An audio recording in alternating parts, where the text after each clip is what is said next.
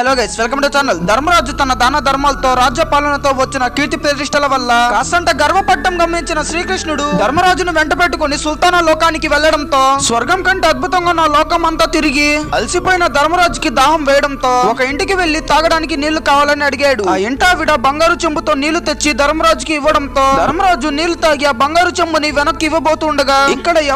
ఎవరికైనా ఏదైనా ఇస్తే తిరిగి తీసుకోమని చెప్పడంతో ధర్మరాజు ఆశ్చర్యపోయాడు. చాలా నిడారభరంగా అటువైపు వచ్చిన బలి చక్రవర్తి శ్రీకృష్ణుడిని చూసి నమస్కరించడంతో శ్రీకృష్ణుడు ధర్మరాజుని బలి చక్రవర్తికి పరిచయం చేసి ధర్మరాజు తన రాజ్యంలో నిత్యం వేల మందికి దాన ధర్మాలు చేస్తుంటాడని అనడంతో బలి చక్రవర్తి తన రెండు చెవులు మూసుకొని ధర్మరాజు తన రాజ్యంలో అంతమందికి ఉపాధి లేకుండా చేసి ఉచితంగా ఇచ్చే వాటి మీద ఆధారపడేలా చేసే ఇతడే రాజు అని అనడంతో తాను ఉచితంగా ఇచ్చే వాటితో ఆ రోజు మాత్రమే బాగుంటుందని, మంచి ఉపాధి కల్పిస్తే వాళ్లకు జీవితాంతం ఎటువంటి లోటు ఉండదని గ్రహించిన ధర్మరాజు తన రాజ్యంలో దాన ధర్మాలు తగ్గించి ఉపాధి పెంచడం మొదలు పెట్టాడు.